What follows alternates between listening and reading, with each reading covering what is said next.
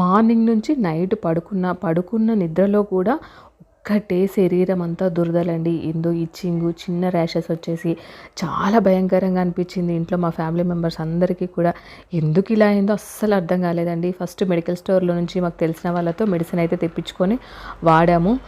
Medicine వాడినాక ఇంకా నార్మల్గా అనిపించింది. మళ్ళీ నెక్స్ట్ వీక్ అదే విధంగా మళ్ళీ దురద పెట్టింది. డాక్టర్ దగ్గరికి వెళ్తే మీకు పడని ఫుడ్ ఏదో తింటున్నారు, అదేదో తెలుసుకొని చూడండి, ముందు రోజు కానీ అటు ముందు రోజు కానీ ఏం తిన్నారో ఒకసారి ఆలోచించండి కొత్తగా అని అంటే, ఏం తిన్నామబ్బా ముందు రోజు అటు ముందు రోజు అని బాగా ఆలోచన చేస్తే కొత్తగా మేము గోంగూర అయితే తెచ్చుకున్నామండి. ఆ గోంగూర తిన్నామన్నమాట. గోంగూర అసలు ఎప్పుడు తినేవాళ్ళం కాదు, కాకపోతే లాస్ట్ వీక్ తెచ్చుకున్నాం, ఈ వీక్ కూడా తెచ్చుకున్నాం. పచ్చడి బాగా టేస్ట్గా వచ్చింది, బాగుంది అనిపించి అదే కొత్తగా తిన్నామన్నమాట. గోంగూర అంటే కొంతమందికి పడదమ్మా, వంకాయలు కానీ గోంగూర పులుపు వస్తువులు పడవు కొన్ని శరీరాలకు, ఇంకా అది తినకండి మానేయండి అని చెప్పారు. ఇంకా సరే అనేసి డాక్టర్ మెడిసిన్ రాసిన వాడితే ఇంకా అలా కంటిన్యూ అయితే చేసామండి. ఇలా అయిందనమాట మా ఇంట్లో పరిస్థితి. ఇప్పుడేం పచ్చడి చేశాను అనుకుంటున్నారా? గోంగూర అయితే కాదులేండి, ఈరోజు మెంతికూర పచ్చడి అనేది చేశానమాట. మెంతికూర కూడా మనకు చాలా హెల్త్కి మంచిది కదండి మెంతులు. ఇంకా అందుకనే మెంతికూర పెద్ద సైజు కట్ట ఇచ్చారనమాట 20 రూపీస్కి. ఇంకా అందుకనే కొద్దిగా పప్పు చేసేసి కొంచెము పచ్చడి అనేది చేసేసానమాట. కొంతమందికి కొన్ని ఫుడ్ పడవని తెలుసు కానీ మరీ ఇంత దారుణంగా మనకు శరీరం మొత్తం ఇచ్చింగ్ వస్తుందని నాకు తెలియదండి. శరీరం గోకలేక మా నాన్న గుర్తొచ్చాడండి. ఎందుకంటున్నానా, అదేంటి నాన్న గుర్తొచ్చాడు అంటారా అనుకోవచ్చు. మటన్ బయట నుంచి తీసుకొస్తే గొర్రె మాంసం కానీ ఇచ్చారనుకోండి, ఇంకా మా నాన్నకు మొత్తం ఆ రోజు మొత్తం దద్దుర్లు అనేది వచ్చేస్తాయి అనమాట. ఇంకా మనకేం తెలుసు అండి, అటు పోయినప్పుడు గొర్రె మాంసం మేక మాంసం తెలియదు, తెచ్చుకుంటాం బయట నుంచి. ఇంకా బై మిస్టేక్ అది కానీ అయిందనుకో మా నాన్నకు మొత్తం ఆ రోజు దద్దుర్లు వస్తాయి అనమాట. ఇంకా మా నాన్న అందుకే గుర్తొచ్చాడని చెప్పాను.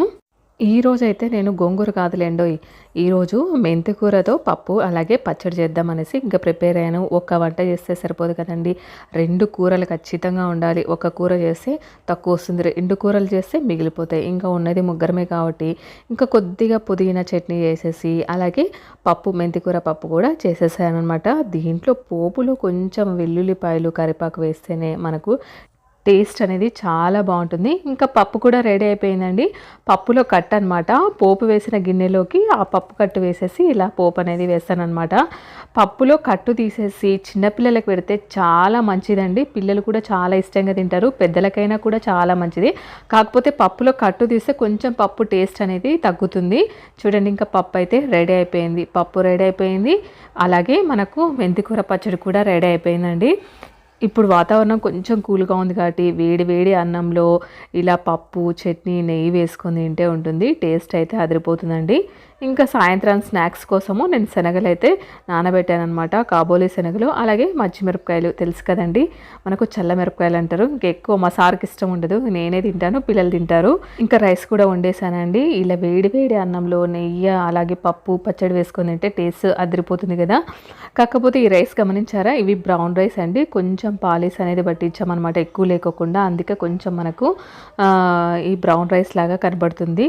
కానీ ఇలా బ్రౌన్ రైస్ తింటే కూడా మనకు హెల్త్కి మంచిదనమాట. ఇంకా 2 వేసేసి కర్రీస్ 2 వేసేసి నెయ్యి కూడా కొద్దిగా వేసాను అనమాట. ఇంకా వేడిగా అన్నం ఉంది కాబట్టి మెల్ట్ అయిపోతుంది ఈజీగా. అబ్బా పని అయిపోయింది అని మధ్యాహ్నం అనుకున్నామో లేదా అండి, ఇంకా సాయంత్రం అవ్వంగానే ఇంకా శనగలు నానబెట్టాను కదా అవి ఉడకబెట్టేద్దాము అని అనుకున్నా. కాకపోతే శనగల కంటే వేడి వేడిగా స్పైసీగా ఏమన్నా తినాలనిపించింది. ఇంకా సరే అనేసి ఫస్ట్ పొటాటో చిప్స్ లాగా చేద్దామని పొటాటో కట్ చేశాను, కానీ ఇంకా నాకు మళ్ళీ దాని మీద ఇంట్రెస్ట్ పోయిందండి. అందుకనే మళ్ళీ శనగపిండి కలిపేసేసి ఆలు ఎట్లా కట్ చేశానని ఫస్ట్ ఆలు బజ్జీ చేశాను. మళ్ళీ మా పాపకు ఆలు అంటే ఇష్టం ఉండదండి, మిరపకాయ బజ్జీలు అంటేనే ఇష్టం.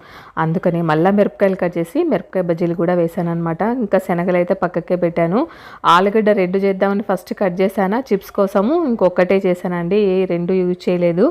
ఇంకా మిర్చి కూడా కొంచెం క్రిస్పీగా బాగుంటుందని కట్ చేసేసి మళ్ళీ కట్ మిర్చి అనేది చేశాను అనమాట. ఇలా కట్ మిర్చి చేసుకుంటే మనకు చాలా స్పైసీగా అలాగే మనకు క్రిస్పీగా వస్తాయి కాబట్టి టేస్ట్ బాగుంటుంది ఆనియన్ మధ్యలో నంచుకుంటే. చూడండి మనకు కట్ మిర్చి ఎంత క్రిస్పీగా అయ్యాయో. ఇంకా ప్లేట్లోకి తీసేసుకొని ఆనియన్ కట్ చేసేసి ఇంకా మా సార్కి అయితే ఇస్తున్నాను. కట్ మిర్చి అయితే ఒక లెవెల్ ఉందండి, అంత బాగుంది. మనకు నార్మల్ మిర్చి కంటే ఇలా కట్ మిర్చి చేసుకుంటే క్రిస్పీగా స్పైసీగా చాలా బాగుంటాయి. మీరేమంటారు?